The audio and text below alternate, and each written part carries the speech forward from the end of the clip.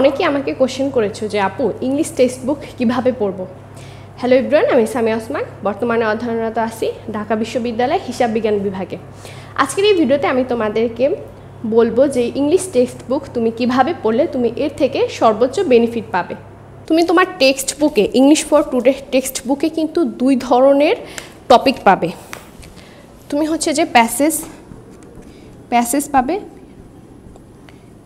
পাবে আর হচ্ছে যে তুমি কিছু পয়েম পাবে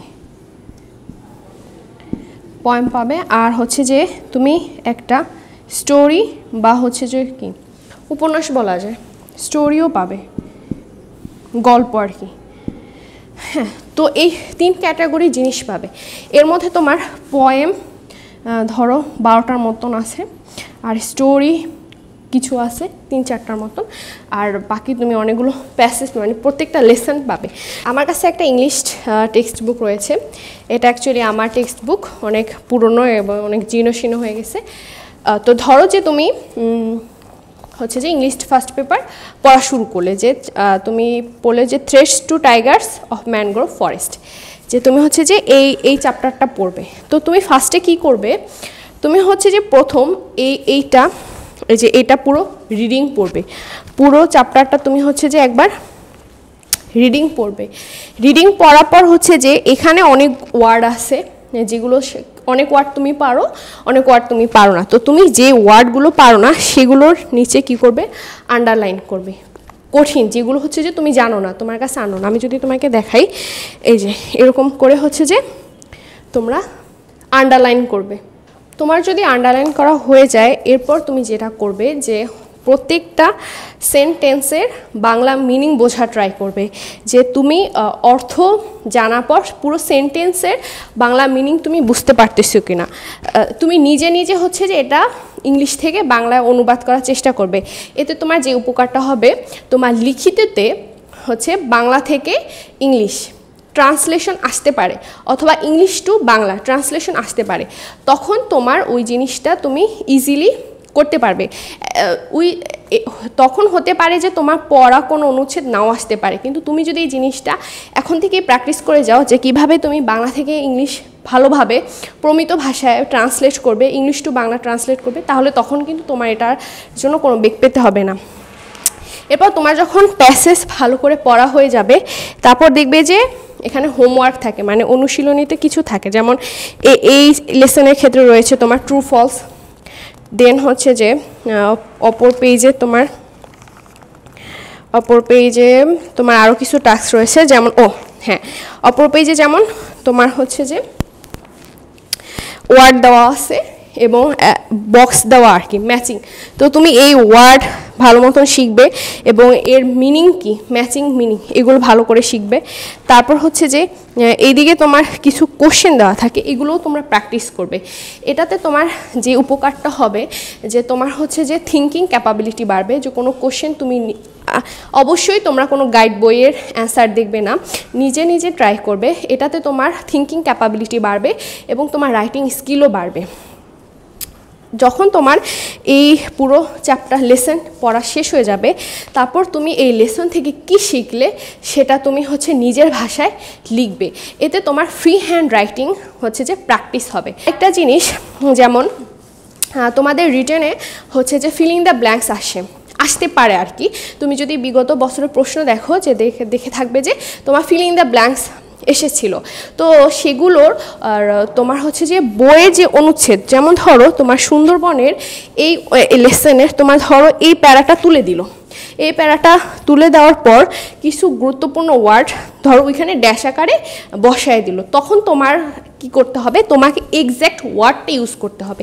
এই জন্য তোমার করণীয় হচ্ছে যে লেসনটা লাইন টু লাইন খুব ভালো করে পড়া। যদি এরকম এসে থাকে তাহলে যেন তুমি একদম টু দি পয়েন্টে ওয়ার্ডটা লিখতে পারো। এই জন্য তোমরা লেসনটা খুব ভালোভাবে রিডিং করবে। অনেকটা হচ্ছে যে বাংলা পড়া মতন করে একদম ভালোভাবে পড়ে শেষ করবে, যাতে তুমি হচ্ছে ফিলিং দ্য ব্ল্যাঙ্কস পারো। এটা পারার জন্য তুমি নিজে নিজে কোশ্চেন করবে যে এখান থেকে কোন ওয়ার্ডের ফিলিং দ্য ব্ল্যাঙ্কস আসতে পারে। একটু খেয়াল করে মনোযোগ সহকারে পড়বে, তাহলে দেখবে যে তোমার কাছে এগুলো কঠিন লাগবে না। প্যাসেজের ক্ষেত্রে আরেকটা যে জিনিস করবে, যেমন হচ্ছে যে যেমন ধরো তুমি দ্য জায়ান্ট ফুড পান্ডা পড়তেছো, তো হচ্ছে যে এটা পড়ার শেষে এই প্যাসেজটা ভালো করে পড়া শেষ করে তুমি হচ্ছে যে চাইলে তুমি গাইড বইয়ের হেল্প নিতে পারো। ওইখানে দেখবে যে এমসিকিউ রয়েছে, তো ওই এমসিকিউগুলো তুমি দেখবে। যেমন হচ্ছে তুমি যদি 21-22 সেশনের আর হচ্ছে যে ডিউ বা 20-21-এর তুমি যদি হচ্ছে ডিউ ভর্তি পরীক্ষার কোশ্চেনগুলো দেখো বা বিউপির কোশ্চেন যদি দেখো, ওইখানে তোমাকে ডিরেক্ট কোশ্চেন করা হয়েছে যে একটা প্রাপ্তবয়স্ক ফুড পান্ডা কত কেজি বাঁশ খায়। তো তুমি যদি টেক্সট বুক ভালো করে না পড়ো তাহলে তুমি কিন্তু কখনোই জানবে না যে একটা প্রাপ্তবয়স্ক পান্ডা কত কেজি হচ্ছে যে তোমার ব্যাম্বো খায়। তো এইভাবে তোমার হচ্ছে যে খুব ভালো করে খুঁটিয়ে খুঁটিয়ে তোমার টেক্সট পড়তে হবে। যদি তোমাকে টেক্সট থেকে কোনো এমসিকিউ দেয় তাহলে যদি তুমি সেটা পারো, যেরকম আমরা বাংলা প্রথম পত্র পড়ে থাকি এমসিকিউর জন্য, ঠিক সেরকমই হচ্ছে যে আমরা ইংলিশ টেক্সট বুকটাও ঠিক সেভাবে পড়বো যাতে প্যাসেজ থেকে কোনো কোশ্চেন করলে এমসিকিউ আকারে তুমি যেন সেটা ভালো করে অ্যান্সার করতে পারো। দেন আরেকটা যে জিনিস করবে, যেমন ধরো তোমাকে তুমি দ্য জায়ান্ট ফুড পান্ডা পড়লে, দেন এটা সম্পর্কে তুমি একটা প্যারাগ্রাফ লিখবে নিজের মতন করে। তাহলে তোমার কিন্তু ফ্রি হ্যান্ড রাইটিং লেখাটা আরও প্র্যাকটিস হবে। যে কোনো আননোন টপিকে তোমাকে যদি লিখতে বলা হয় তাহলে তুমি কিন্তু লিখতে পারবে, পরীক্ষার হলে তুমি কিন্তু ঘাবড়াবে না। এবং তুমি প্রাথমিকভাবে তো এটা শুরু করবে, আস্তে আস্তে তুমি কি করবে, টাইম ধরে লিখবে।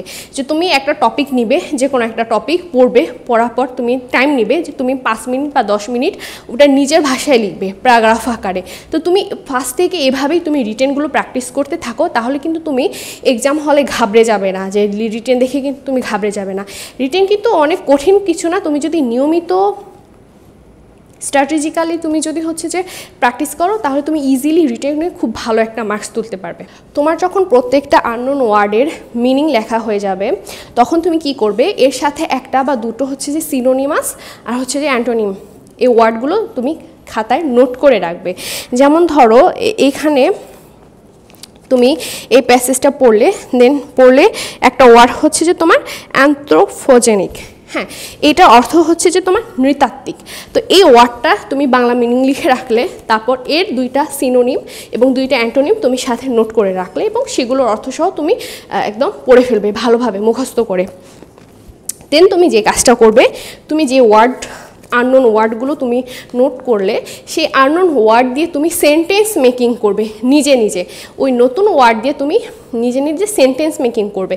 তাহলে তোমার যেই জিনিসটা হবে, এই ওয়ার্ড তোমার সেন্টেন্সের প্রয়োগও তোমার শেখা হয়ে যাবে এবং কিভাবে তুমি একটা নতুন ওয়ার্ডের মাধ্যমে সেন্টেন্স মেক করো তোমার সেটাও কিন্তু শেখা হয়ে যাবে।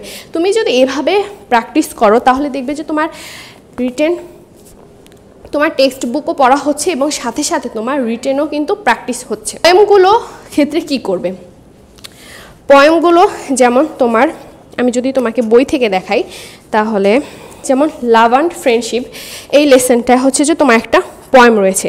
অ্যান্ড এখানে কি রয়েছে, তোমার ফার্স্টে কিন্তু ডিসক্রিপশন রয়েছে যে এই পয়েমটা অ্যাকচুয়ালি কী নিয়ে লেখা, অ্যান্ড এটা কোথা থেকে লেখা, এটা কে লিখেছে, এরকম কিন্তু তোমার প্রত্যেকটা পয়েমের আগে রাইটার সম্পর্কে কিছু ইনফরমেশন দেওয়া থাকে এবং হচ্ছে যে ওনার যেই সাহিত্য জগৎ বা উনি কী বিষয়ে লিখেন, কী বিষয়ে উনি স্পেশালিস্ট, ওনার বিশেষ লেখা এরকম কিন্তু থাকে। তো তোমাদের কিন্তু এগুলো খুব ভালোভাবে পড়তে হবে, কারণ এখান থেকে তুমি কিন্তু এমসিকিউ পেয়ে থাকবে অ্যাডমিশন টেস্টগুলোতে। তুমি যদি বিউপি বা ঢাকা ইউনিভার্সিটির, তারপর হচ্ছে গুচ্ছ, এগুলো প্রিভিয়াস কোশ্চেনগুলো দেখো তাহলে দেখবে যে তুমি লিটারেচার পার্ট থেকে কিন্তু অনেক কোশ্চেন হয়ে থাকে। তারপর হচ্ছে যে তুমি পয়েমটা ভালোভাবে পড়বে, পয়েম বুঝে পড়া যখন তুমি শেষ করার পর টেক্সট বুকে যে লেসনে যে হোমওয়ার্কগুলো দেওয়া আছে ওগুলো তো তুমি করবেই, তুমি এক্সট্রা করে যেটা করবে যে পয়েমের সামারি আর হচ্ছে যে থিম, এই দুটো তুমি শিখে রাখবে। নট অনলি পয়েম, তুমি যে কোনো সামারি এবং থিম তুমি যে কোনো প্যাসেজ বা পয়েমের জন্য শিখবে। যে একটা যদি তোমার হচ্ছে যে পয়েমের হচ্ছে যে একটা যদি প্যারা দেওয়া থাকে অথবা যদি একটা প্যাসেজ দেওয়া থাকে, সেটা যদি সামারি তোমার থেকে চাওয়া হয় তাহলে তুমি সেটা কিভাবে সামারি লিখবে। আর তোমাকে যদি থিম লিখতে বলা হয়, মানে এর বিষয়বস্তু কি, অন্তর্নিহিত বক্তব্য কি, সেটাও তুমি শিখে রাখবে। তো তুমি পয়েমের জন্য এখানে তুমি 12টা বা 13টার মতন তুমি পয়েম পাবে। তো তুমি এগুলো আগে থেকে একদম সুন্দর করে নোট করে সামারি এবং থিম লিখে লিখে রাখবে, নোট করে লিখে রাখবে এবং এগুলো শিখে ফেলবে।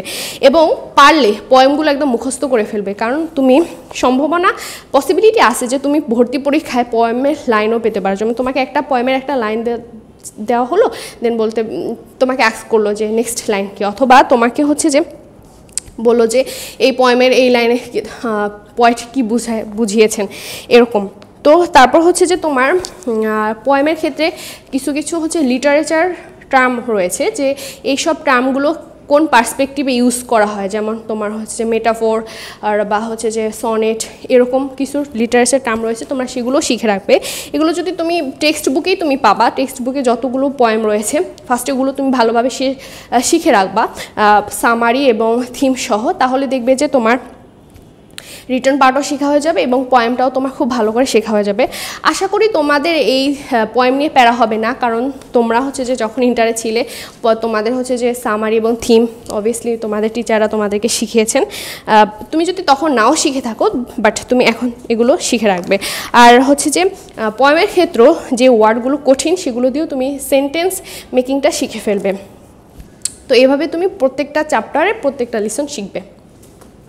তো আশা করি তোমরা এই টেকনিকগুলো ফলো করলে ইংলিশ টেক্সট পেপার তোমার খুব ভালোভাবে শেষ হয়ে যাবে। আজকে এই পর্যন্তই। আল্লাহ হাফিজ, আসসালামু আলাইকুম।